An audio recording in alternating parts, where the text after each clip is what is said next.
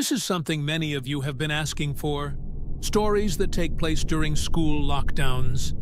After searching for a long time, I've finally found 3 that'll send chills down your spine. It all started on a typical dull Friday afternoon in calculus class.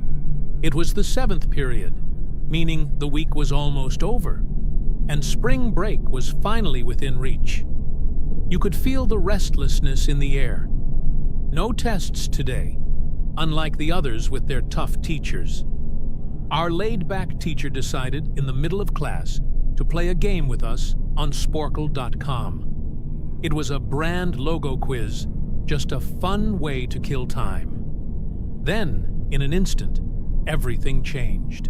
As soon as my friend answered a question, Adidas, I remember, it happened. The dean's voice came over the loudspeaker, shaky and frantic. "This is not a drill. Lock down now."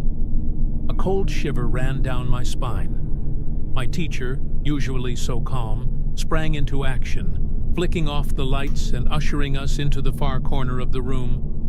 We sat in complete silence, tension thick in the air. Then, the usual humming sound from the back of the room stopped. The school must have cut all the power. That's when we realized just how serious this was. Moments later, a man's voice screamed down the hall, echoing through the building. A pair of girls in our class started crying, their fear making ours even more real. The screams got closer, and then we heard it. The man started banging on the lockers, yelling, "I'll kill all of you!" It felt like time had frozen. My heart was in my throat. One of the girls screamed in terror. The banging on the door grew louder, more frantic, as he shouted, "Open up!" It felt like forever. But eventually, the sounds faded, and the man moved down the hallway, his crazed screams slowly disappearing. 10 minutes later, though it felt like hours, the dean's voice returned, explaining the situation. A mentally unstable man had entered the building, attacking the front desk clerk and causing her to flee, screaming. We didn't know if he was armed, but it seemed clear that nobody was prepared for something like this. The staff had searched every hallway and classroom, but couldn't find him. The dean told us to resume class, but no one was allowed to leave. All doors had to stay locked. What came next was even more unsettling. A janitor, working the night shift, discovered the man sleeping in a storage closet, and sticking out of his pocket, a .44 Magnum. The janitor must have made a mistake, perhaps leaving the closet door open. By the time the police arrived, the man was gone. To this day, my class doesn't know if he was ever caught, but I like to think he's getting the help he needs. It was October when the second lockdown happened.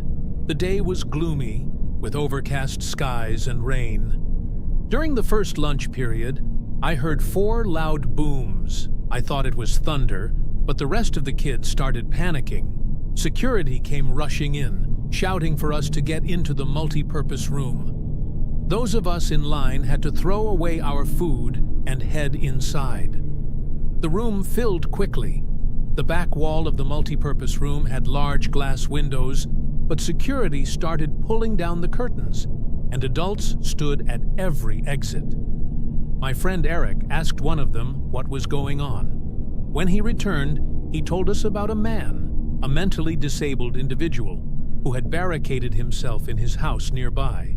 He was threatening to kill himself and the cops if they tried to evict him. The man had been spotted watching kids from his yard in a strange manner. And to make matters worse, he was a registered sex offender. We were stuck in the room for over an hour, and after the situation settled, we were escorted back to our classrooms. Later, I found out that this man lived next to my friend Brandy. She told me about a Halloween night when she saw him cutting his arm and writing, "Don't come here or I'll kill you," in his own blood on his window. At the time, we just thought it was part of the holiday. But after this incident, We all knew he was dangerous. I'm relieved he never got near us. Now, the third story is about something that happened when I was 22. Fresh out of college, I landed a job as an intern at my old high school, working in the basement. It was a cramped, messy space, but my little office was a gem. A few fridges, a big flat-screen TV, and of course the air conditioning that none of the students or teachers could enjoy. I got the job thanks to 3 of my old computer teachers who had become real friends. It seemed like a dream job until something happened a few weeks ago that still haunts me. It was a quiet day, and my co-workers, Dave and Gary, were upstairs. I was enjoying my lunch break when I got a phone call from the front office. The school was in lockdown because a possibly armed person had entered the building. There wasn't much I could do. My office had no door, just an opening, and the basement door didn't even lock. I switched off the lights, tucked my phone on the desk, and tried texting Dave and Gary, but they didn't respond. For the next 20 minutes, I just sat there, playing games on my phone. Then, the basement door creaked open. Footsteps approached my office. My heart raced. I crawled under the desk, trying not to make a sound. The footsteps drew closer, and then, bang! My phone dinged with a new message. It was from Dave. "Dude, this is insane. Some guy with a gun shot Mr. Buckley. He's wearing a red shirt and hat. Don't go upstairs." Before I could even process it, someone entered my office. The person didn't turn on the lights, and for a moment, there was only silence. Then the man grabbed my arm, pulling me up. He was wearing a red plaid shirt, jeans, and a cap. "It's okay," he said. "I'm just hiding down here with you." Confused, I asked, "What's going on upstairs?" But he ignored me. Instead, he asked if there was an exit. I pointed to the back. That's when I checked my phone again. Dave's text was still fresh in my mind. I looked at the man. Something wasn't right. My stomach dropped. Then, I heard a gunshot from upstairs, followed by the sound of a bullet ricocheting off something metal. Panicked, I bolted for the stairs. A second later, the basement door opened again, and the police caught the man as soon as he stepped outside. Thankfully, Mr. Buckley survived the shooting, though we never learned the full story behind the attack. The sound of that gunshot still echoes in my mind, a constant reminder of how quickly things can spiral out of control. Crazy stuff, right? These stories show just how quickly things can go wrong during a school lockdown. If you enjoyed these stories, don't forget to subscribe for more chilling tales like these. Stay safe out there.